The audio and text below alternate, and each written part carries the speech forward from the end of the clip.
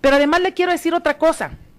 En el caso del Fondo de Aportaciones para el Fortalecimiento de Entidades Federativas, se le olvidó a usted decir que precisamente de acuerdo al artículo 47, la segunda fracción de la Ley de Coordinación Fiscal, el Estado, por ejemplo, de México es el que usted insistentemente hizo mucha alusión, obviamente por intereses políticos,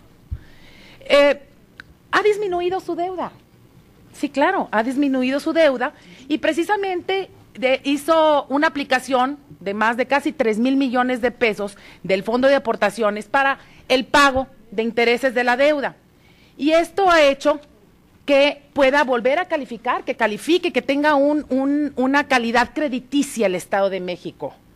Esto no lo digo yo, diputado, esto lo dice Fitch and Rating, lo dice Standard & Poor's and Moody's, Moody's de la escala nacional en México, donde sí aprueba verdaderamente el nivel de deuda, que no es el caso de muchas entes del gobierno federal. Entonces, sí le quiero decir nada más que el comparativo del saldo de la deuda pública respecto de los ingresos ordinarios del Estado de México, en el 2005 era de 35.6 y ahora estamos en el 24. Entonces, estamos en un manejo responsable a nivel de deuda. Y en el caso, le quiero decir, del mismo Estado, pues obviamente que hay un esfuerzo para sanear finanzas, porque hay una responsabilidad no solo en el sistema de contratación de deuda, donde estamos conscientes, y ya lo he dicho en estos foros, que la deuda se debe de contratar de una forma responsable y que la misma deuda que se contrata debe de hacer frente a la propia deuda. No es el caso del gobierno federal, que piden prestado para solventar el gasto corriente. Entonces, yo creo que habría que ver lo que su partido planteó en el Senado. Obviamente que creo que ese planteamiento invade las esferas de las soberanías en el poder. Sin embargo, estamos obligados a revisar esa iniciativa de la deuda pública.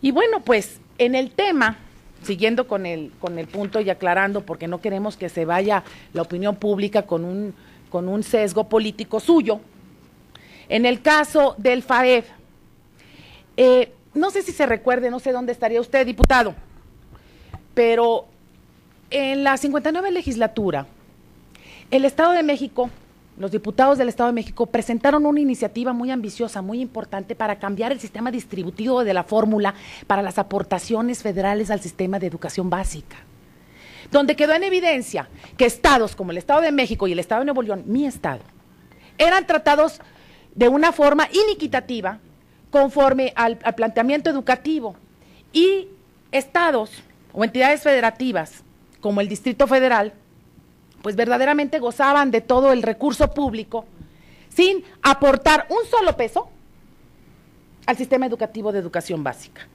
Y prueba de esto es que el Estado de México y Nuevo León destinan muchísimo de su presupuesto año con año, y es hasta ahora, recientemente, que se cambió esa fórmula, señor diputado y compañeros aquí, esta fórmula de distribución que no favorecía ni al Estado de Nuevo León, un ejemplo, ni al Estado de México.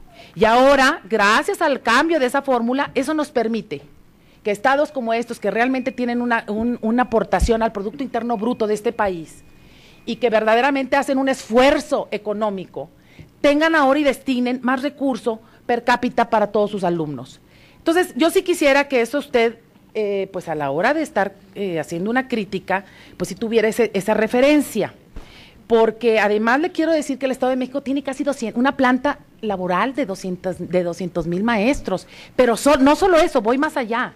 Usted culpa a las entidades federativas nada más de los desatinos también del gobierno federal, porque le recuerdo que el FAEF es un sistema conjunto entre la SEP. No se olvide usted, o qué cree que todo eso salió por generación espontánea. ¿Quién es el ente rector de todo esto? Es la Secretaría de Educación Pública, el compañero Lujambio, que por cierto se está ahora promoviendo para un cargo que todos sabemos cuál es. Entonces yo creo que debemos de tener mucha más conciencia a la hora de establecer críticas, porque existe una corresponsabilidad en todo esto. Y por último, para esto le quiero dar unos datos duros. En los últimos 5 años, el gobierno del Estado de México incrementó su gasto educativo en un 46% al pasar de 15,200 millones del 2005 a 22,281 millones de pesos al 2010. En contraste, durante el mismo periodo, la aportación per cápita, que era anterior, de 4,780,000 a 6,970,000 respectivamente, mientras que la media nacional entre el 2005 era de 7,000. Es decir, antes la media nacional, todos los estudiantes, especialmente los del DF o del sureste, de Oaxaca, de Chiapas,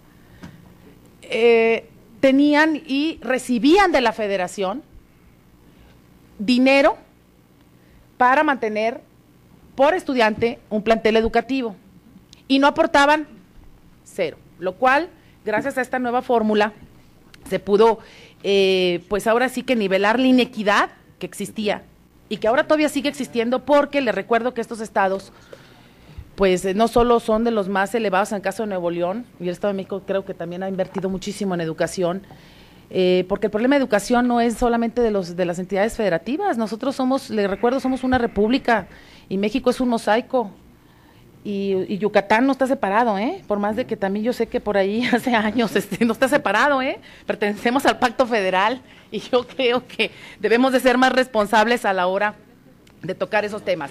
Yo quisiera centrarme en lo que hace un momento inclusive la diputada Estela Damián comentó sobre la deuda pública de los estados. Y comentar que no fueron declaraciones parciales en mi participación anterior, puesto que cuando hablé de la deuda de los estados, hice hincapié que 5 estados de la República absorben más del 60% de la deuda de los estados. Hice hincapié en que primero está el Distrito Federal, en segundo el Estado de México, Nuevo León, Jalisco, Chihuahua. 152,000 millones de pesos, que a septiembre de 2010 la deuda de todos los estados es de 278,960 millones de pesos. Así que, y con información oficial de la Auditoría Superior de la Federación y de la Unidad de Evaluación y Control. No son palabras mías, son datos oficiales.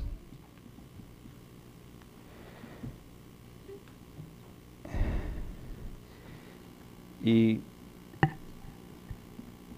nada más comentar que con datos oficiales de la Unidad de Evaluación y Control de esta Cámara de Diputados, que nos pasó a todos los diputados que integramos la Comisión de Vigilancia, específicamente en el Estado de México,